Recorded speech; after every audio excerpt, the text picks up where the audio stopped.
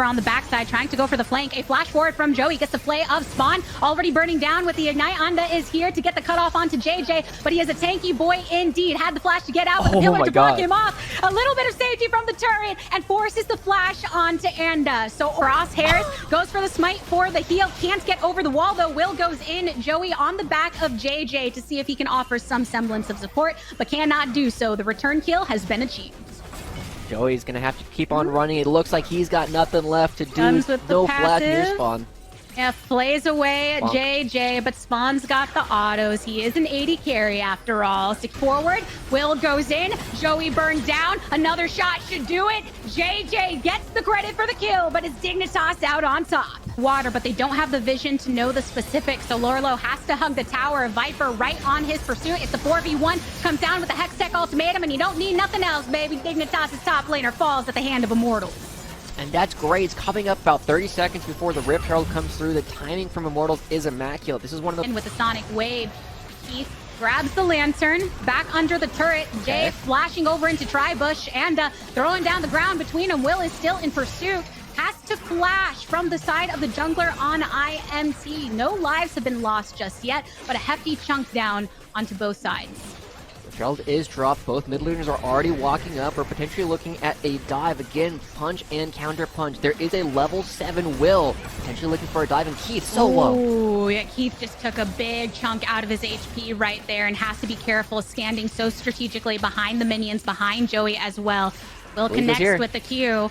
Now outside of the turret range, comes in with the hop, a nice kick onto the support. Keith finally gets burned down. Dignitas get 2 in total. The box to try to keep its protection. The Glacial Fissure from the enemy support. A final kill into the pocket of the Bromba. And now 2 locked down by Dignitas. They circle around to try to get Viper back here. Throws down the ultimatum to keep himself protected. But a Jinx is way too spicy, even on the outskirts of that wall. It allows them to go for plays that a lot of other teams can't. Oh, Lorlo doesn't realize his Anda's here?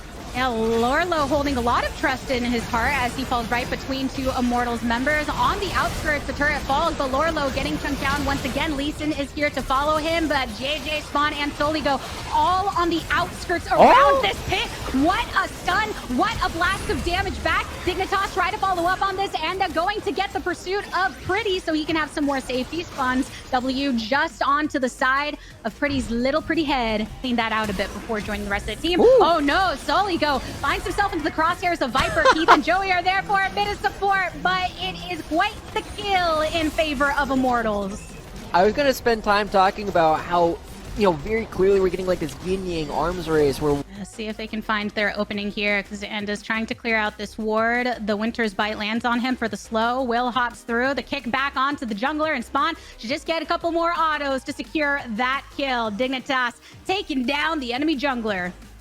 All right, as we get back into our cinematic view, we're seeing that they're going to be warding themselves with starting the Baron, right? They have a ton of pressure all over the map, and Immortals need to try and find some way into this pick. You can't afford to give this over right now, and it starts by finding JJ. Oh, Joey and the team going on to JJ, who just wanted to create that distance. Viper using the Hextech ultimatum there while Pretty gets chunked down in the bat line. Soligo coming out of stasis also gets a chunk onto himself, but the stun onto the enemy AD carry. Keith taken out of the equation. The mid laner is also on the retreat. Will shouldn't even need to try to secure the kill because it's Dignitas that comes out on top in the fight. Fourth throws down the pillar. Teleport Keith from instantly. Dignitas coming over on the opposite side. Glacial Fissure throws down, gets some sort of a knockup, but Keith, he is the one that's targeted by Will. Gets the kick onto the opposite. Viper goes in deep into the backline. Lorlo is still in pursuit. Goes ahead and taunts him. Hextech ultimatum thrown on and down. Anda falls and disengaged. Dignitas take down a second one in Viper. Team fight successful and Baron in their sights.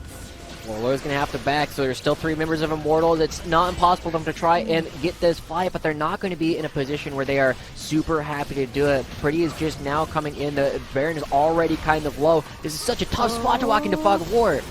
A lot of poke onto Joey, so he has a harder time stepping up here. And Lorlo, no TP, no Stand United, has to stay here just to offer that additional body to the team. Ward's still on down. IMT not feeling good about trying to step up to this one. So a couple more hits and Dignitas get Baron Nashor. All right, again, beautiful stuff coming through from Dignitas. We said that there was a small criticism of them not having a ton of say over when the fights were actually started. You saw Will having a bit of trouble actually looking for a kick onto Keith. He was able to get out, but this is the thing. Immortals, very difficult time actually getting these fights started when the tank line is presented from Dignitas. And we saw Viper currently without a dive buddy, currently isn't able to go in by themselves super effectively, and Dignitas able to punish that over and over. They're creating space for themselves. They're forcing people to check into the flag of war. And while Dignitas, you know, they're not dominating this game super heavily, there hasn't really been a point where it feels like they're behind. They're just doing all the right moves over and over. And Will, not even going to waste time, going to be starting the wolves like right on spawn. They have their timers down, Gabby. This is some great League of Legends that Dignitas are playing. Yeah, if you're looking at who you need to be on Immortals' side for who's going to make those plays happen, we are seeing the good things, like you're saying. Death sentences coming out from Joey, but Lorlo and JJ will happily eat those hooks. Right now, Immortals want to go for the setup across 2 different bushes to see if they can get the collapse. They had it previously warded, but with not a sound made by the red side team, Dignitas smells something fishy in the water and they push forward. They do have that Baron buff after all, so you have to be very careful when getting in a scuffle with them. This is great coming out from Dignitas. They're making sure that they have priority in the mid lane, they have priority in the bottom lane, so as they try and create some space for themselves and actually get these waves pushing, they're also going to be creating a lot of force over all these choke points. And as they move really deep, it's important to note that Dignitas, they would like the Mountain Soul, but they actually don't need it. They can just force Immortals to react to them. They're already pushing through. There's still 30 seconds left before the dragon comes, and Lorlo, it's going to take a long time to die. That's exactly what they're doing. Lorlo, he's targeted over here in the mid lane, but he still has the turret. He had the stasis. He flashes out. Viper's going pretty darn deep for this one. If you see the rest of Dignitas, they've taken down the inhibitor turret. They've taken down the inhibitor right about now, throwing out the rocket just to land to make sure that the backs are as delayed as possible. And it was a successful land indeed. One Nexus turret goes down. Dignitas will keep their sights onto the second. Immortals have officially arrived. Lorlo isn't even here yet and can be as soon as he's needed. But Immortals, what do they have in their pocket to try to offset this onslaught? AJ standing by Will. The pressure's coming in. That wave is big. Glacial Fisher gets the knock up onto Viper. He has to zip over to the backline where Keith is, but they're targeting the turret itself. Viper in stasis. Will he fall? A heavy hit from the Moonlight Sigil isn't going to be enough. Lorlo is here for the play. Dignitas takes down 1. They take down 2. They target Keith. Joey flashes over towards spawn, but he just finds his own demise. Will, the final one to rise above the rest with the team. The Nexus is the target, and Dignitas Academy coming out strong here in game number 1, taking down Immortals. That's just the start of this series, folks. We're going to kick it to a break, and when we return, we've got the Proving Grounds coverage for you. See you then.